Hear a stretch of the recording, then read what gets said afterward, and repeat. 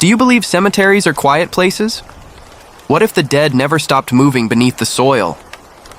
Henry Doyle had never been afraid of the dead. At least, that's what he told himself the night he accepted the job. The town of Hollow's Edge was small, the kind of place that still locked its doors at sunset and whispered about things it couldn't explain. Henry was an outsider, a widower, 62, with no family left. When the town council offered him the night watchman position at St. Harlow's Cemetery, he took it. The pay was low, but it came with a cottage on the grounds. Quiet, peaceful. Exactly what he thought he needed. The cemetery itself was old, sprawling over 10 acres of uneven earth. The oldest stones leaned crookedly, names and dates worn smooth by centuries of rain. Others were new, polished marble that gleamed beneath the moonlight. Henry thought it beautiful in a melancholy way. The dead didn't bother him. They couldn't. But the living, they still could. The town whispered about St. Harlow's. They said the graves never stayed where they were supposed to. Teenagers dared each other to sneak in at night, only to swear the paths twisted, the headstones rearranged, that the cemetery was alive. Henry laughed when he first heard it. Stones didn't walk, graves didn't move. But then came the first night. He carried a lantern through the mist, boots crunching over frosted grass. The air smelled of damp earth and rotting leaves. A fox darted between stones, eyes catching the glow before vanishing into the shadows. Henry checked the gates, made sure the locks were secure, then started his slow patrol. Everything looked ordinary. Rows of headstones, silent statues of angels, the skeletal arms of oak trees clawing at the sky. But when he circled back toward the chapel, something gnawed at him. The mausoleum. He was sure it had been on the left side of the path when he started. Now it was on the right. Henry froze. His breath puffed white in the cold air. He glanced behind him, then forward again. The chapel hadn't moved. His footprints were still pressed into the frosted grass. And yet, the mausoleum had shifted, not by much. 10 feet, maybe 15, but enough to make his chest tighten. He shook it off. The dark played tricks. Maybe his memory was worse than he thought. He kept walking, but then came the second night. Henry woke to the sound of scraping. Not loud, but steady. A dragging, shifting rumble that seemed to come from the ground itself. He sat up in bed listening. It wasn't the wind. It wasn't animals. It was stone. Lantern in hand, he stepped outside. The cemetery stretched before him, still and silent. No sound now, just the whisper of branches. He walked the path, every sense alert. That's when he saw it. Row 12, the headstones. Yesterday, he was certain the Phillips family plot had been at the end of the row. Tonight, it was in the middle. The markers beside it had shifted, making space as if the ground had rearranged itself. The earth wasn't disturbed. No tracks, no digging, just different. Henry's throat tightened. He muttered a curse and pressed his palm against the cold marble. Solid, heavy, unmovable. And yet it had moved. He didn't sleep the rest of that night. By the end of the week, the pattern became undeniable. Graves didn't stay still. Sometimes an entire row was altered, as if the ground had rippled beneath it. Sometimes a single stone appeared where none had been before. Henry started keeping notes, sketching maps each evening, comparing them to what he saw at dawn. The changes were real. And then, on the 8th night, something happened that nearly drove him mad. It was just past midnight when he spotted the newest grave. A headstone that hadn't been there yesterday, rising sharp and black against the pale frost. He approached slowly, his lantern trembling in his hand. The inscription was fresh, the letters carved deep. Eleanor Doyle, 1959-2021, beloved wife. Henry staggered back, nearly dropping the light.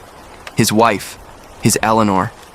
She had been dead for 3 years, buried in another state, miles away from Hollow's Edge. He had stood at her funeral. He had lowered the flowers himself. So why was her name here? His pulse hammered as he touched the stone. The marble was ice cold, the soil freshly packed. He clawed at it with his hands, ripping at the dirt until his fingernails broke. There was no coffin beneath, just endless black earth. The grave was real, but empty. He stumbled back toward his cottage, heart rattling like loose glass in his chest. He couldn't explain it. He didn't want to. All he knew was that the cemetery was watching him, rearranging itself, dragging him into its design. But the worst came the next night. Henry returned to the grave, lantern shaking. Only now, the headstone had changed. The name carved into the marble was no longer Eleanor's. It was his own. Henry Doyle, 1960-2021. Faithful husband, loyal watchman. The ground beneath the stone began to heave, as though something inside was pushing upward. Henry staggered backward, lantern swinging wildly. His own name, his own birth year, and the date, 2021, the present year. The ground beneath the stone shifted again, a low, muffled groan vibrating through the soil. It was the sound of something pushing, straining, yearning to escape. His pulse thundered in his ears as he turned and bolted toward the chapel. The heavy oak doors creaked open, and Henry slipped inside, slamming them shut behind him. Dust filled the air, glowing in the lantern light. The chapel was empty, rows of wooden pews, cracked stained glass, a crumbling altar. His breath rasped, echoing off the walls. He pressed his forehead to the cold wood of the door and whispered, "It's not real. It's not real." But he couldn't ignore what he had seen. He knew the weight of stone, the permanence of a name carved into marble. The grave was real, and it was waiting for him. The next morning, Henry forced himself back outside. The sun's light always brought him a small comfort, burning away the night's horrors. But when he returned to row 12, the grave was gone. No Henry Doyle, no Eleanor Doyle, no freshly packed earth. Only the grass, undisturbed. For a moment, relief washed over him. Maybe it really had been some fever dream. His mind had been failing him more lately, he could admit that. Maybe he had imagined it all. But then he saw his notebook. On the desk inside his cottage, his nightly sketches showed the same grave, the same inscription, his own name in his own handwriting. He hadn't imagined it. That night, he stayed inside. No patrol, no lantern. He bolted the doors and sat in his chair with a shotgun across his knees. The air in the cottage felt heavy, pressing in on him. He didn't remember falling asleep, but he woke to the sound of whispering. Dozens of voices, low and hushed, drifting through the walls. Henry sat upright, clutching the gun. The whispers rose and fell like the tide, overlapping, unintelligible. He crept to the window and peeked out. The cemetery was glowing, not from lanterns or moonlight. This was different. The headstones pulsed faintly, as if lit from within, veins of pale blue light throbbing under the marble. And the ground. The ground was moving. Whole rows of graves shifted, stone grinding against stone, soil parting and reforming in silence. The cemetery was alive, and the voices weren't just whispers. They were calling his name. Henry staggered backward, lantern swinging wildly. His own name, his own birth year, and the date, 2021, the present year. The ground beneath the stone shifted again, a low, muffled groan vibrating through the soil. It was the sound of something pushing, straining, yearning to escape. His pulse thundered in his ears as he turned and bolted toward the chapel. The heavy oak doors creaked open, and Henry slipped inside, slamming them shut behind him. Dust filled the air, glowing in the lantern light. The chapel was empty, rows of wooden pews, cracked stained glass, a crumbling altar. His breath rasped, echoing off the walls. He pressed his forehead to the cold wood of the door and whispered, "It's not real. It's not real." But he couldn't ignore what he had seen. He knew the weight of stone, the permanence of a name carved into marble. The grave was real, and it was waiting for him. The next morning, Henry forced himself back outside. The sun's light always brought him a small comfort, burning away the night's horrors. But when he returned to row 12, the grave was gone. No Henry Doyle. No Eleanor Doyle.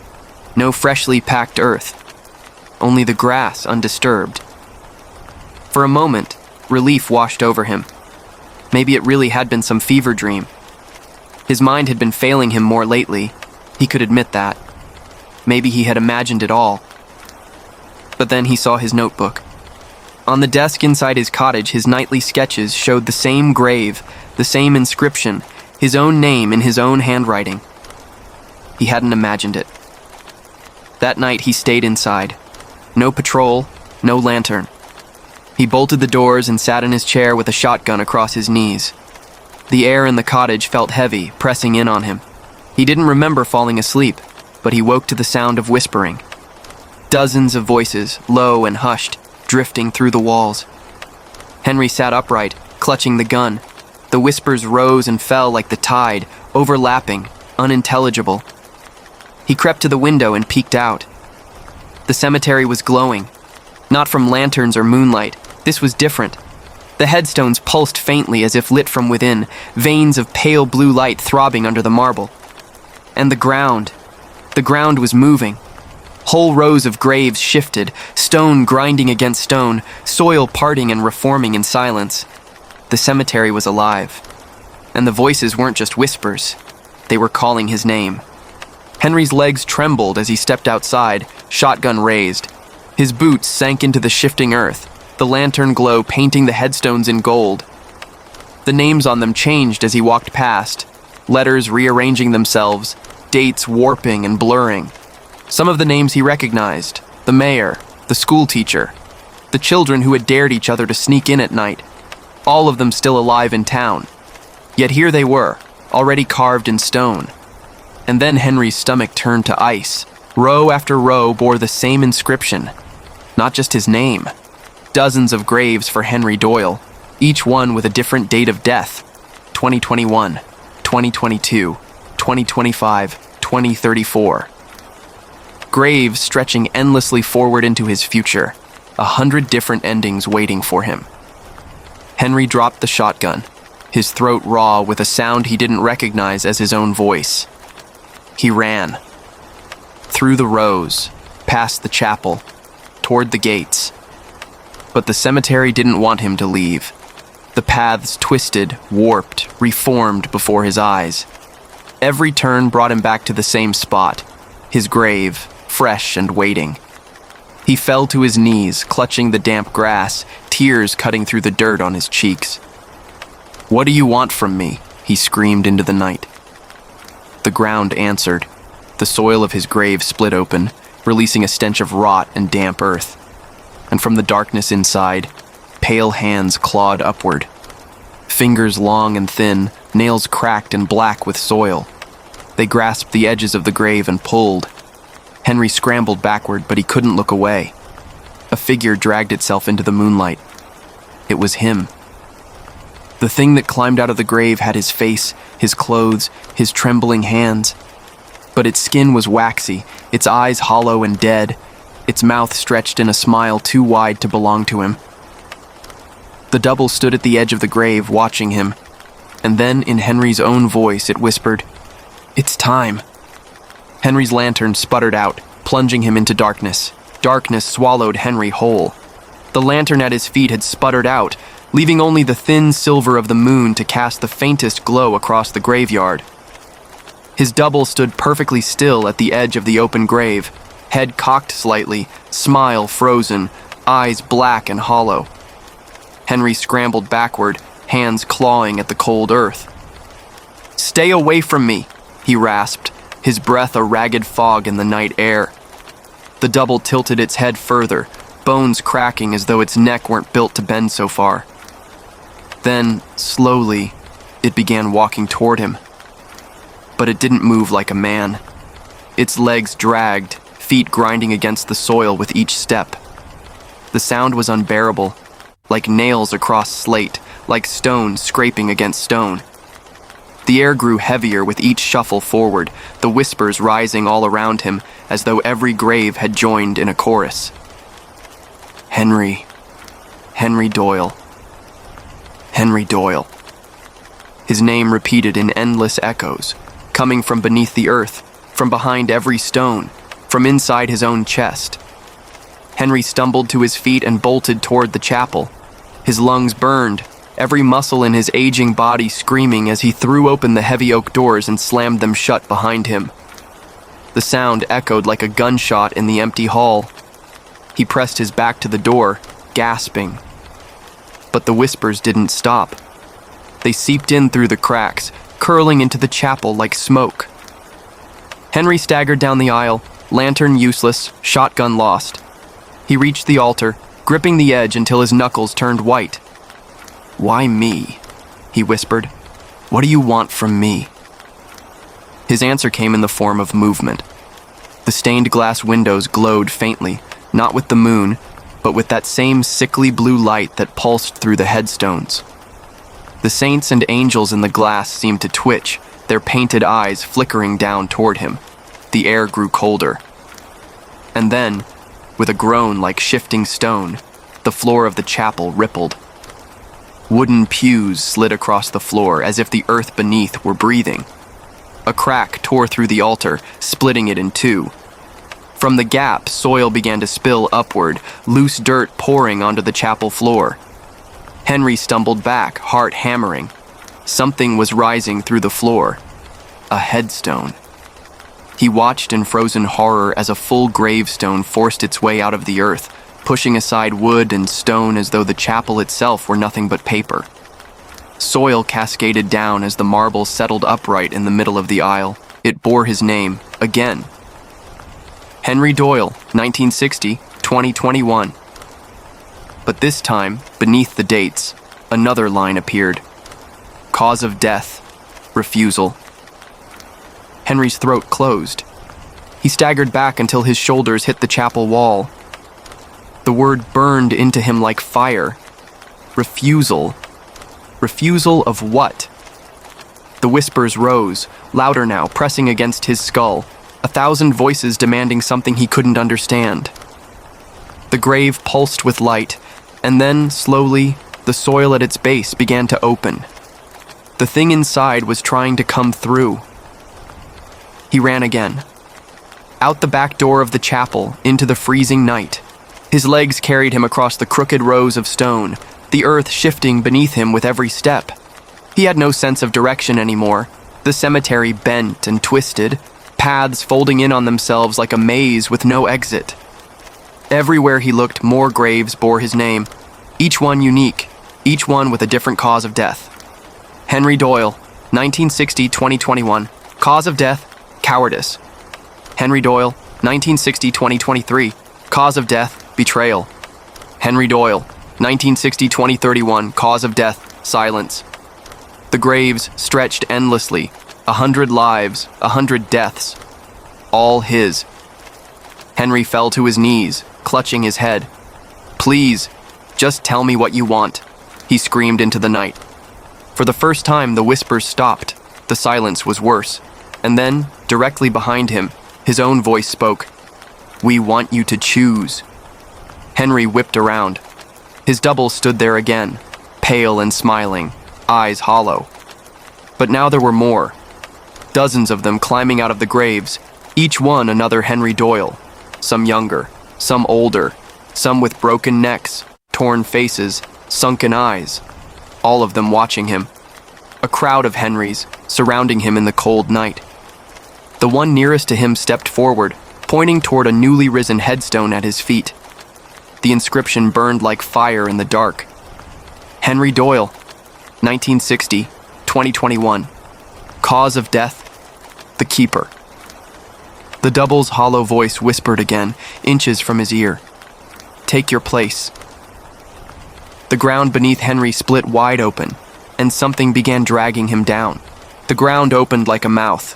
Soil crumbled beneath Henry's boots as invisible hands dragged him downward into the yawning pit below. He clawed at the grass, fingernails tearing, lungs burning with terror. Around him, the doubles, His own pale reflections stood in a silent ring, their black eyes unblinking, their faces twisted into faint, knowing smiles. "Take your place," they whispered together, their voices blending into one low, resonant hum. Henry's body slid further, the damp soil swallowing him to the knees. He thrashed, screaming, "No, I'm not supposed to be here! I'm not supposed to die!" But the grave didn't care. It wanted him. And then, just as his body sank past his waist, the ground stopped. The pressure lifted. The whispers faded. Henry gasped, his chest heaving. The soil beneath him hardened, solid once more. He was on his hands and knees in the frost, shaking, covered in dirt. The doubles were gone. The grave stood still. The cemetery was silent. Too silent. Henry staggered to his feet, every muscle trembling. His mind raced. He had to leave this place. The cemetery was alive. No, worse, it was a trap, and he was already caught in it. The iron gates. If he could just reach the gates? He ran, ignoring the pain in his legs, ignoring the shadows that seemed to stretch and twist as he passed. But when he reached the boundary where the gates should have been, he stopped dead. The gates weren't there. Instead, row upon row of headstones stretched into the distance, farther than he could see. The cemetery had no edge anymore. No exit. Henry's voice broke as he shouted into the night, "You can't keep me here!" The silence answered, and then the ground beneath the nearest stone began to rumble. A coffin pushed through the soil. The wood was splintered, rotting, but its lid creaked open with an awful groan. Henry's stomach turned as he saw what lay inside. It wasn't a corpse. Not exactly. It was him again. But this one was emaciated, ribs pressing against paper-thin skin, lips cracked and dry. The figure's mouth opened, and a weak rasp drifted into the air. "You left us." Henry stumbled backward, shaking his head. "I don't know what you mean. I didn't leave anyone." The figure's eyes rolled, milky and blind. "You were supposed to watch. You promised." Henry's breath caught in his throat. The words dug at some half-buried memory. Promised. Supposed to watch. The coffin lid slammed shut. The earth swallowed it whole. And suddenly, Henry remembered something he had tried for years to forget. Eleanor. Not the Eleanor whose grave he had seen days before. Not the Eleanor who had died 3 years ago of illness, miles away from Hollow's Edge. Another Eleanor. A girl. Small, no more than 10. Brown hair, eyes too old for her face. The night she died. Henry staggered, clutching his chest. He had been a young man then, hired as a caretaker for a different cemetery. One night, a group of kids slipped in as a dare. He had chased them, flashlight beam bouncing across crooked stones. He had thought it harmless, just frightened children. But one of them hadn't made it out. Eleanor. Her parents buried her in the very same cemetery he had worked at. Henry had never forgiven himself. He had promised, sworn, to watch over her grave for the rest of his life.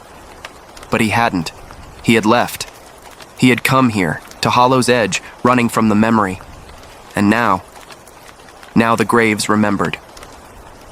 Henry fell to his knees, whispering, No, it can't be." The wind shifted, carrying with it the smell of rot, damp earth, and something sweeter, decay beneath flowers. And then he heard it, a child's laughter, high, thin, echoing across the cemetery. Henry's blood froze. Slowly he turned his head. At the far end of the path stood a small figure, a girl in a white dress, barefoot, her skin pale as moonlight. Her hair hung wet against her face. Her eyes, oh God, her eyes were black hollows like the doubles. But her voice was a child's when she whispered, "You promised, Henry." The doubles emerged again, one by one, surrounding him. Their pale hands reached out, not grabbing, just hovering, waiting. The girl raised one thin arm and pointed to a headstone that hadn't been there moments before. Henry's breath caught in his throat. It read, Henry Doyle, 1960, 2021, cause of death, oathbreaker. The ground beneath him began to collapse again, this time deeper, darker, hungrier. And the girl's hollow voice sang softly, almost like a lullaby. "Come keep us, Henry, forever." The soil gave way, and Henry plummeted into the darkness. Henry fell. Not into soil, not into stone, but into emptiness. The ground swallowed him like quicksand, and he plummeted through blackness that had no end. His scream tore from his throat, but the sound was devoured instantly, muffled by the weight of the earth above. When he finally hit bottom, there was no pain. Just a dull thud, as if he had landed on something soft. He opened his eyes, though he wasn't sure how, because no lantern or moonlight reached this place. And yet, he could see. Rows upon rows of coffins stretched endlessly in the dark, some broken, some new, all cracked open, and inside them, versions of himself, hundreds, thousands, his face staring back at him from every angle, old, young, mutilated, starved, drowned, burned. Eyes wide, mouths open in silent screams. Henry stumbled backward, his stomach heaving. No, this isn't real. This isn't... One of the corpses moved. A skeletal hand shot out of a coffin and gripped his ankle, the bones sharp as knives. Henry yelped and kicked, but another hand caught his arm, then another on his shoulder. The dead Henrys began to pull themselves free, crawling toward him, dragging themselves on broken limbs. And their voices rose in a ragged chorus, every one of them his own. "You promised. You promised. You promised." Henry thrashed, breaking free, sprinting through the endless crypt of coffins. His boots splashed through black water that seeped from the walls, his breath tearing his lungs raw. No matter how far he ran, the coffins never ended. Always more Henrys, always more accusing eyes. Finally, he collapsed against a crumbling wall, chest heaving. His hands pressed against damp stone, and then the wall itself rippled. It wasn't stone. It was flesh. The surface pulsed beneath his palms, veins glowing faintly in that same sickly blue light. The entire cavern, walls, ceiling, floor, was alive. A stomach, a womb, a prison. Henry staggered back as the flesh split open, revealing another headstone embedded within the wall. This one was larger than the others, carved in black marble that glistened like oil. Henry Doyle, 1960-2021, cause of death, keeper's mark. At the base of the stone, something gleamed. A lantern. Not his lantern, but an ancient one, wrought iron, glowing with a pale, unnatural flame. Henry's hand shook as he picked it up. The moment his fingers closed around the handle, the whispers stopped. The dead Henrys froze, their heads turning toward him. Their mouths moved silently, reverent, afraid. And the girl appeared again. She stood in the center of the cavern, barefoot, her dress dripping with soil and black water. Her hollow eyes glowed faintly in the lantern's light. She tilted her head, studying him. "You've taken it," she whispered. "Now you're bound." Henry's throat was raw. "Bound to what?" The girl's pale lips curved into something like a smile. "To us. To them." She gestured to the endless coffins. "Every keeper must bear the mark. You swore once before. You broke it. But the cemetery doesn't forget. It never forgets." Henry shook his head violently. "No, I didn't choose this. I never asked for this." The girl stepped closer, the sound of her bare feet like wet earth squelching. "None of them did. But you're the one it wants." "Why me?" Henry whispered, voice cracking. The girl's expression twisted, sadness flickering across her hollow face. "Because you ran from your promise. You abandoned the dead. Now you'll never leave them again." Henry raised the lantern, its unnatural light burning hotter, brighter. "If this is the mark," he growled, "then I'll use it." The girl's hollow eyes widened. "Be careful what you wake, Henry Doyle." The walls trembled, the coffins rattled. The corpses of 1,000 Henrys shrieked in unison, the sound so loud it made his skull feel as though it would crack open. And then, the ground split apart beneath his feet. He was falling again, lantern clutched tight, the girl's voice echoing after him like a curse. "You can't escape the keeper's place. You are the keeper." Henry landed hard, coughing, gasping for air. He looked around and froze. He was back in the cemetery. Only it wasn't night anymore. It was day.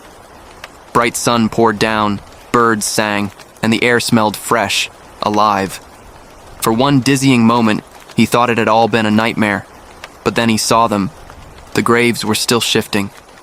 Slowly, quietly, moving into place with the rhythm of breathing. And in the distance, townsfolk walked among them, alive, unaware, chatting pleasantly as if strolling through a park. Henry staggered forward, shouting, "Hey!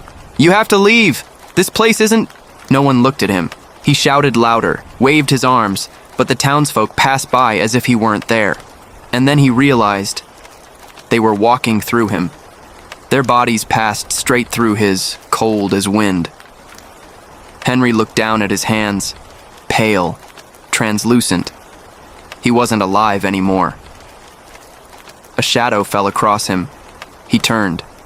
The girl stood among the graves, watching him. She raised one small hand and pointed at the nearest headstone. It bore his name. Again. But this time the inscription had changed. Henry Doyle, 1960, 2021. Cause of death, becoming. The lantern in his hand flared, blinding, and the whispers rose again, louder than ever.